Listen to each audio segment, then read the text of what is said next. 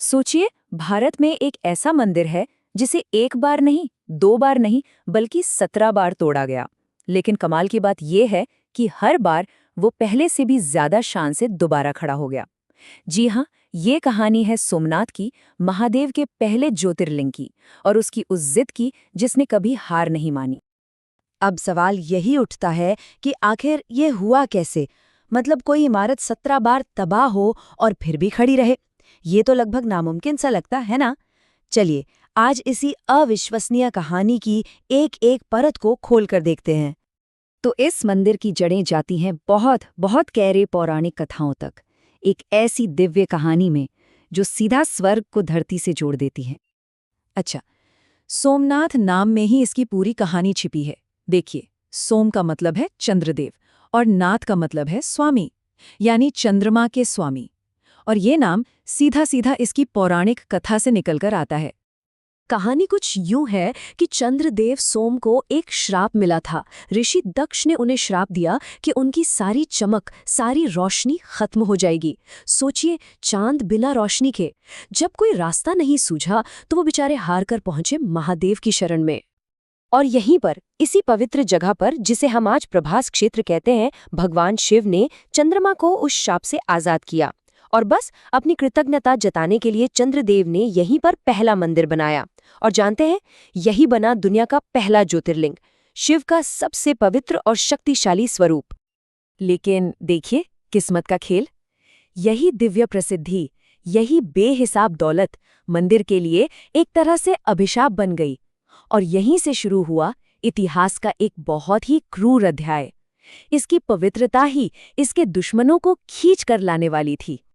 देखिए, सोमनाथ सिर्फ एक पूजा की जगह नहीं थी, वो एक पावरफुल सिंबल था, अटूट विश्वास का और बेहिसाब दौलत का।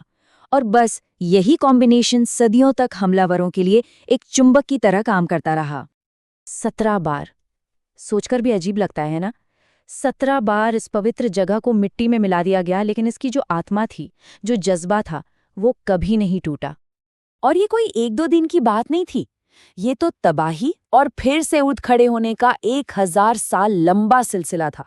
725 ईस्वी में पहले हमले से शुरू हुआ, फिर 1025 में महमूद गजनवी का वो भयानक हमला, और ये सिलसिला 1706 तक चलता रहा। मंदिर पर लगातार हमले हुए, लेकिन कमाल की बात यह है कि हर तबाही के बाद लोगों के विश्वास और हिम्मत ने इसे फिर से खड़ा कर दिया।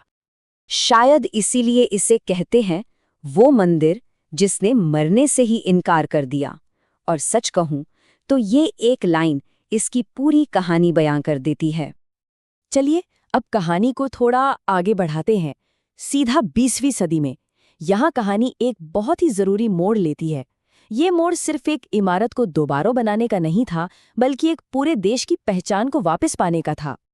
जब भारत आजाद हुआ तो सरदार वल्लभ भाई पटेल ने एक प्रण लिया कि सोमनाथ को फिर से बनाया जाएगा, और उनके शब्द इस काम के पीछे की भावना को साफ दिखाते हैं।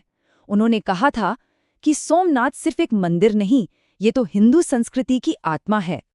और बस इसी प्रण के साथ साल 1951 में आजाद भारत के पहले राष्ट्रपति डॉक्टर राजेंद्र प्रसाद ने नए सोमनाथ मंदिर का उद्घाटन किया। ये मंदिर के इतिहास में एक नए दौर की शुरुआत थी।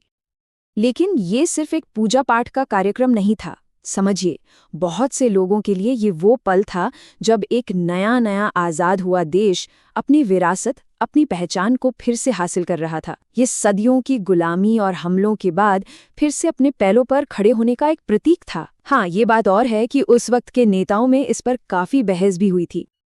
पर रुकिए, सोमनाथ की कहानी सिर्फ इतिहास और हिम्मत की ही नहीं है। इस जगह से कुछ ऐसे रहस्य भी जुड़े हैं जो साइंस और विश्वास के बीच की लकीर को थोड़ा धुंधला कर देते हैं। यहाँ कुछ ऐसी बातें हैं जो हैरान कर देती हैं। एक, शिवलिंग की ऐसी रहस्यमयी जगह कि उस पर कभी किसी दीवार की परछाई ही नहीं पड़ती। दूसरी, इसकी एक अजीबोगरीब ज्योग्राफिकल लोकेशन, जिसे शून्य भूमि रेखा कहते हैं। और तीसरी, इस पूरे इलाके में एक खास तरह की पॉजिटिव एनर्जी महसूस होती है। ये जो शून्य भूमि रेखा वाली बात है ना, ये तो सच में कमाल की है।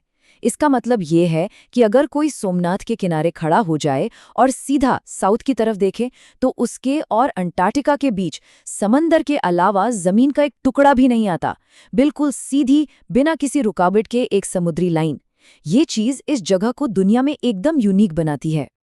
तो आखिर में सोमनाथ की ये कहानी हमें सिखाती क्या है? ये इंसान के जज्बे की, उसके विश्वास की ताकत के बारे में क्या कहती है? और शायद सबसे ज़रूरी बात, ये हमें याद दिलाती है कि कुछ निशान, कुछ प्रतीक इतने मजबूत होते हैं कि आप उन्हें मिटा नहीं सकते। वो हर बार राख से फिर जी उठने का रास्ता ढूंढ ही लेते हैं।